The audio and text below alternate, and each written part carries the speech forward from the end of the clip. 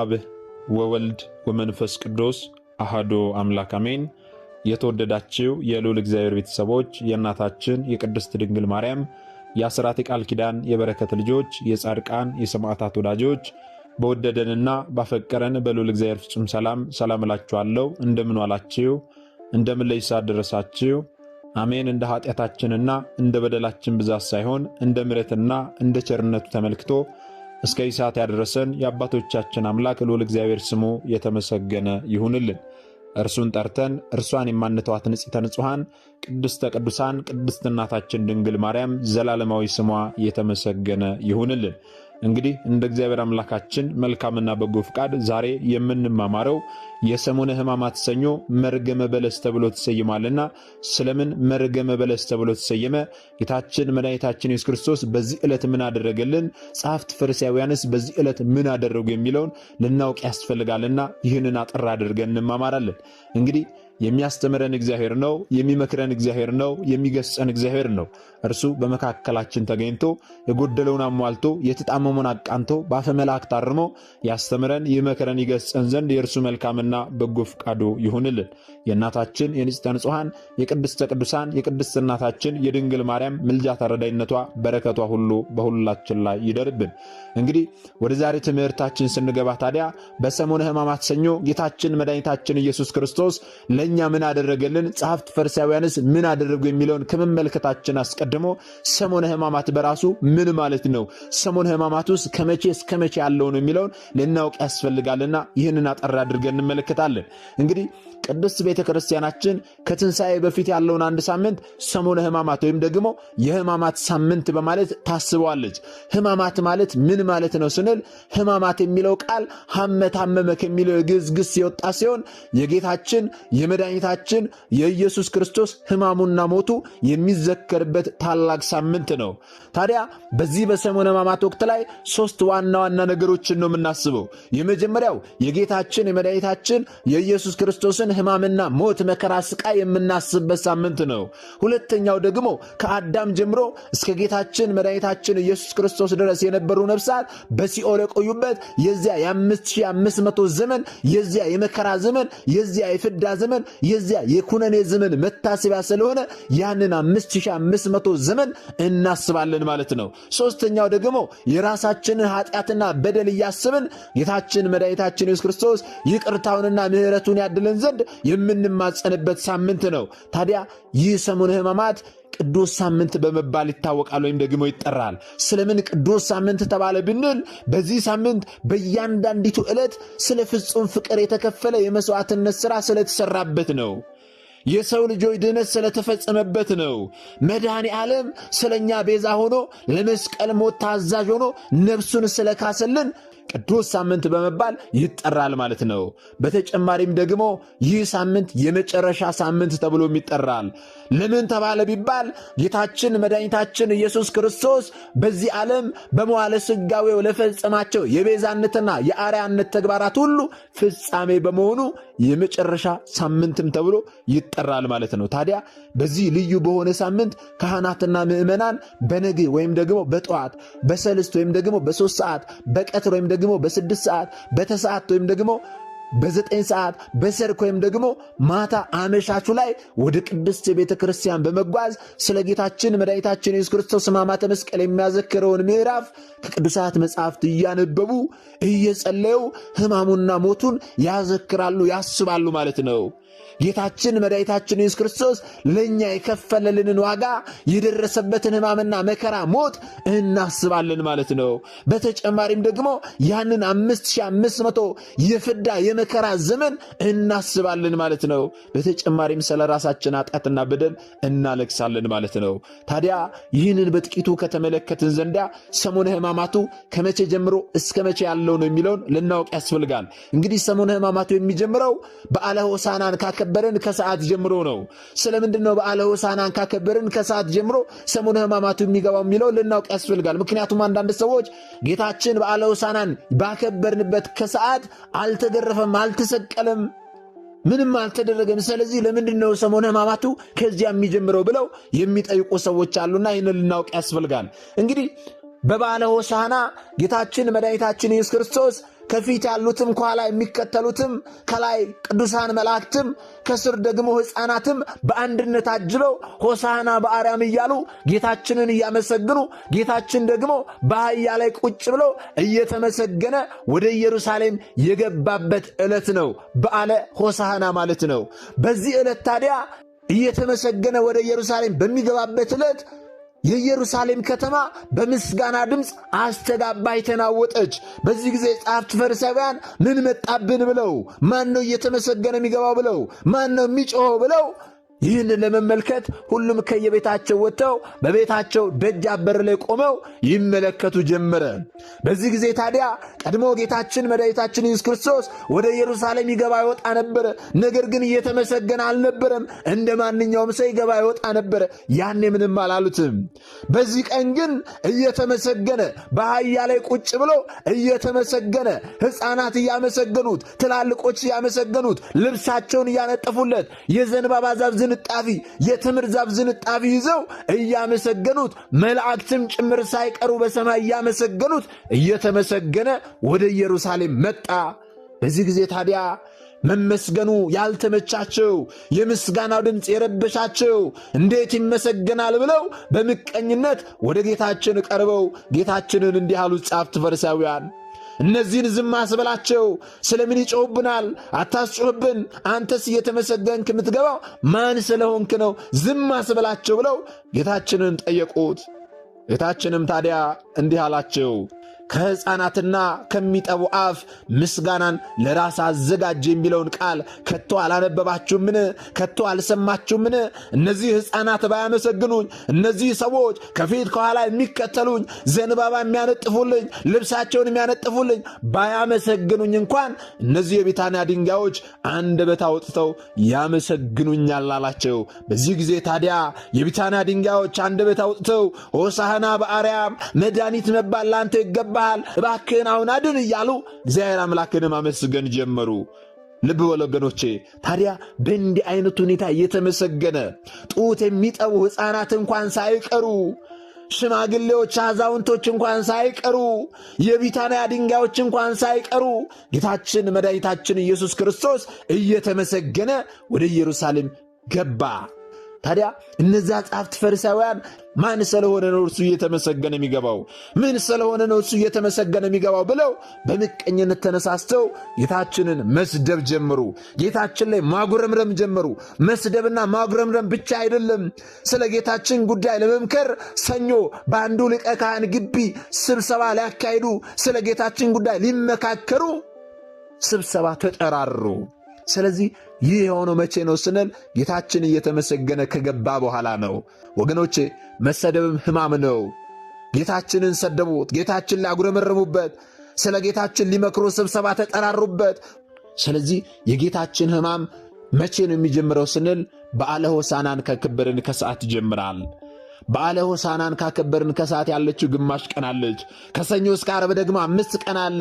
በአንድ ላይ 5 ቀን ከግማሽ ወይም ደግሞ 5 ቀን ተኩል ይሆናል። ይህ ደግሞ የምን ምሳሌ ነው ስንል የዚያ የ5500 የፍዳ የኩነኔ ዘመን መታሰቢያ ነው ማለት ነው።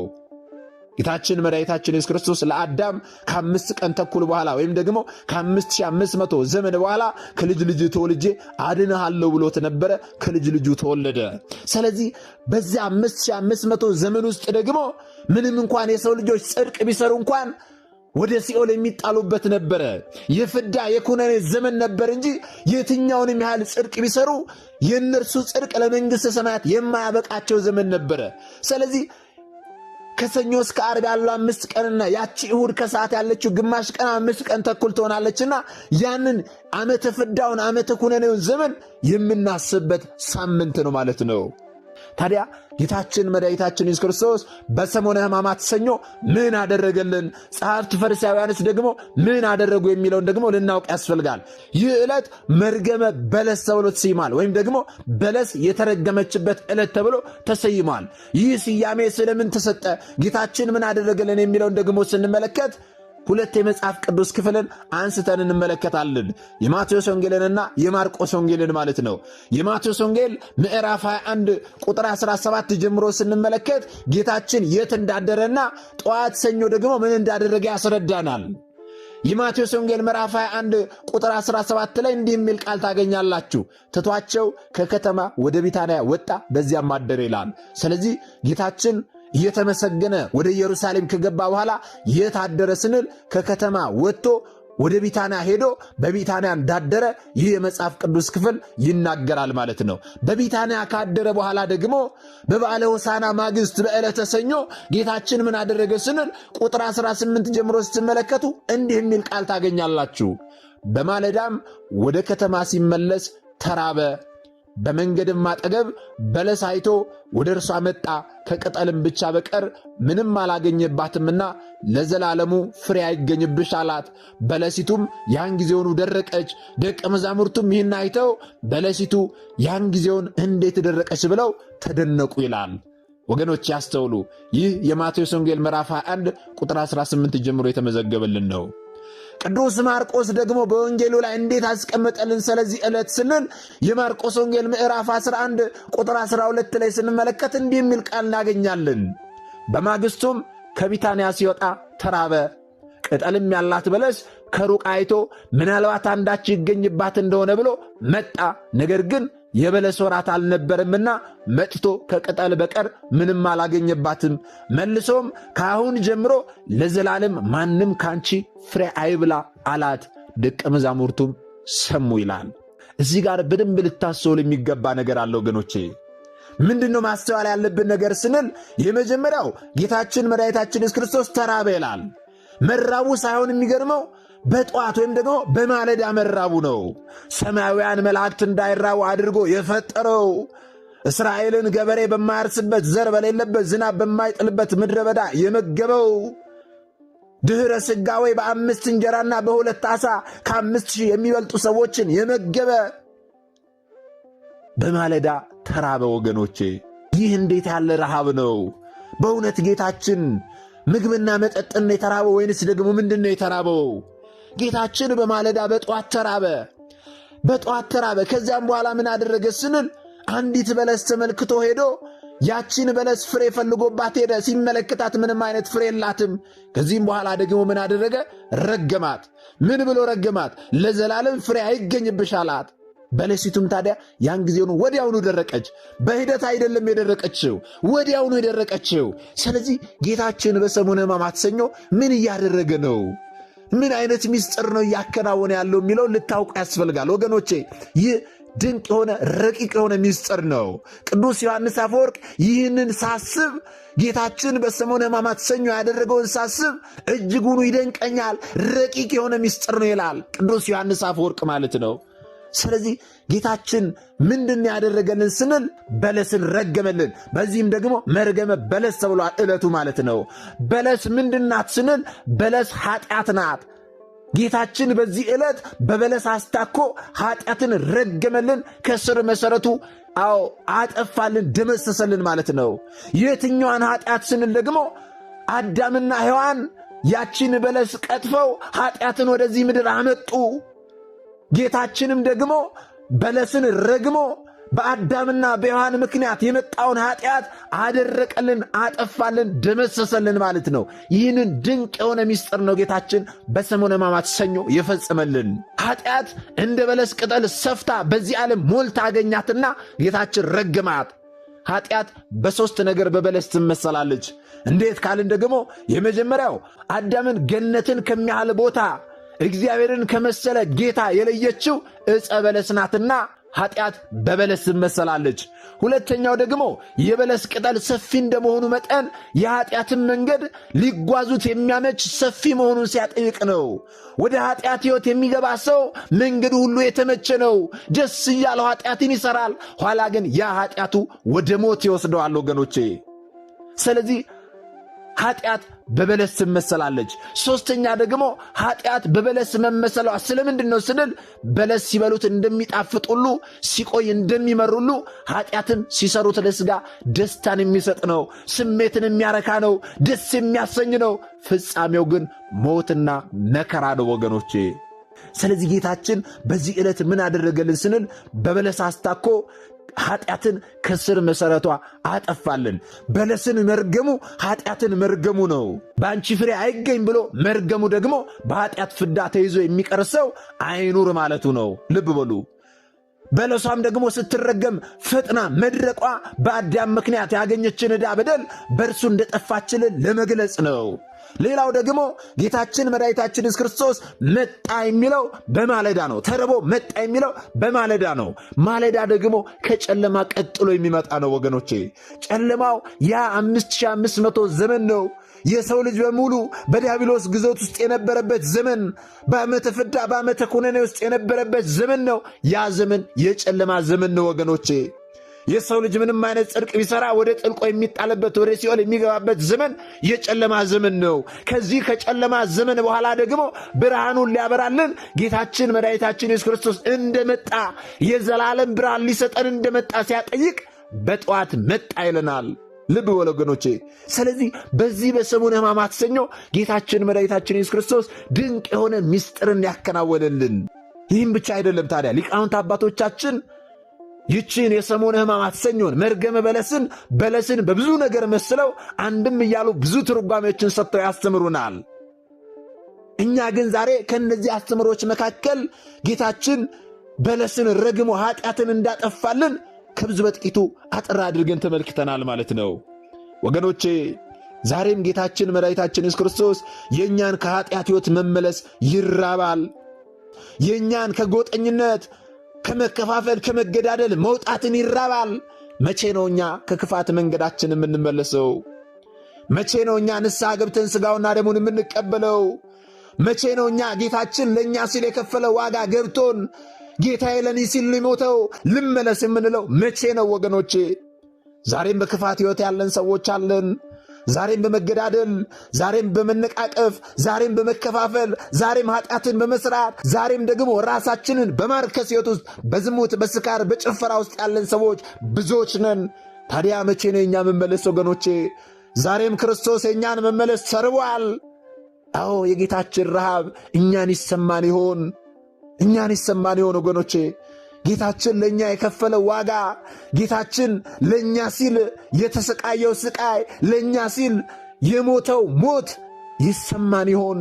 ያ የሚሰማን ከሆነማ ከክፉ መንገዳችን እንመለስ፣ ከኃጢአት ሕይወት እንውጣ፣ ከመከፋፈል፣ ከዘረኝነት፣ ከጎጠኝነት እንውጣ፣ ወደ ክርስቶስ እንመለስ፣ ንስሐ እንግባ፣ ሥጋውና ደሙን እንቀበል ወገኖቼ። በሰሙነ ሕማማት ሰኞ በበለሲቷ አስታኮ ኃጢአታችንን እንዳደረቀልን፣ አዎ ዛሬም የሁላችንን ኃጢአት የሁላችንን በደል ይቅር ይበለን ወገኖቼ። ምሕረቱን ይቅርታውን ያድለን። ምሕረቱን ይቅርታውን እንዲያድልን ደግሞ በሰሙነ ሕማማት ሁላችንም በስግደት በጾም በጸሎት እስከ ማታ ድረስ እየጾምን እየሰገድን ጌታችንን ልንማጸነው ያስፈልጋል ወገኖቼ።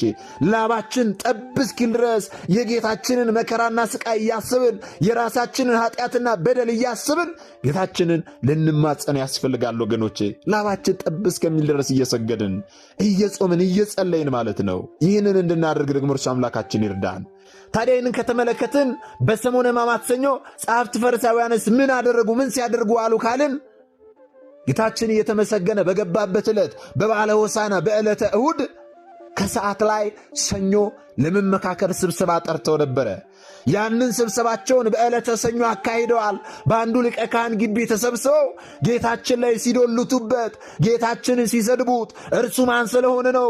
ምን እናድርገው እያሉ ቀኑን ሙሉ ሲነታርኩ፣ በጌታችን ጉዳይ ሲመካከሩ፣ ሲጨቃጭቁ ዋሉ። ነገር ግን ስብሰባቸው ፍሬ አልባ ሆነ። ሲጨቃጭቁ ውለው መግባባት ተስኗቸው ቀኑን ሙሉ በጌታችን ላይ ተሰብስበው ሲነጋገሩ ውለው ስብሰባቸው ፍሬ አልባ ሆኖ ተበትነዋል ማለት ነው። ጸሐፍት ፈሪሳውያን ጌታችን ላይ ተሰብስበው ሲሰድቡት፣ ሲጨቃጨቁ፣ ምን እናድርገው ብለው ሲነታረኩ ስብሰባ ተቀምጠው ሲውሉ ጌታችን ደግሞ በለስን ረግሞ በበለስ አንጻር ደግሞ ኃጢአትን አድርቆ ድንቅ የሆነ ምስጢርን ሲያከናውንልን ውሏል ማለት ነው። ሊቃውንት አባቶቻችን አንድም እያሉ ደግሞ በለስን በቤተ እስራኤል መስለው፣ ፍሬን ደግሞ በሃይማኖትና በምግባር መስለው፣ በለስንም ደግሞ በኦሪት መስለው ያስተምራሉ ማለት ነው። እኛ ግን ከነዚህ ሁሉ ውስጥ አንዱን ትርጓሜ ነው አጠር አድርገን የተመለከትነው።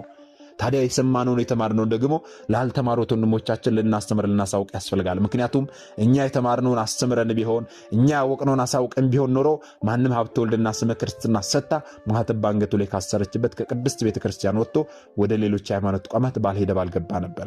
ነገር ግን እኔና እናንተ የተማርነውን ስለማናስተምር ያወቅነውን ስለማናሳውቅ ብዙ እህቶቻችንና ወንድሞቻችን እየሳቱን ያሉትና የሳቱትንም ለመመለስ ያሉትንም ለማጽናት አሁን ላይ የተማርነውን ወደፊትም የምንማረውን የቤተክርስቲያናችንን አስተምሮ ልናስተምር ያስፈልጋል ማለት ነው።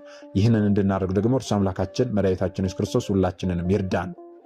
ምናልባት ደግሞ ዛሬ ገና ወደዚህ መንፈሳዊ ቻናል የመጣችሁ ሰዎች ካላችሁ ከዚህ በፊት የተማማርነውም ከዚህ በኋላ የምንማማረውም መንፈሳዊ አስተምሮች ወደ እናንተ እንዲደርሱ ከፈለጋችሁ ሰብስክራይብ አድርጋችሁ የደውል ምልክቱን መጫን ይኖርባችኋል። ምክንያቱም ይህ ቴክኖሎጂ ያመጣው ስርዓት ነው፣ ያልኩት አይደለም። ይህንን ካደረጋችሁ ዕለት ዕለት ከዚህ የሚለቀቁ አስተምሮች ወደ እናንተ ይደርሳሉ። ይህንን ካላደረጋችሁ ደግሞ ዛሬ እንዳጋጣሚ ይህንን አስተምሮ ሰምታችሁ ሊሆን ይችላል፣ በቀጣይ ከዚህ የሚለቀቁ አስተምሮች ወደ እናንተ አይደርሱም ማለት ነው። ስለዚህ ወደ እናንተ እንዲደርሱ ከፈለጋችሁ ሰብስክራይብ አድርጋችሁ የደውል ምልክቱን ጫን ይኖርባቸዋል ማለት ነው። እግዚአብሔር አምላካችን እስካሁን አሳት ጥብቆ ያስተማረን የመከረን ይገስጸን። የአባቶቻችን አምላክ ልዑል እግዚአብሔር ስሙ የተመሰገነ ይሁንልን። ወስብሐት ለእግዚአብሔር ወለወላዲቱ ድንግል ወለመስቀሉ ክቡር። ይቆየን።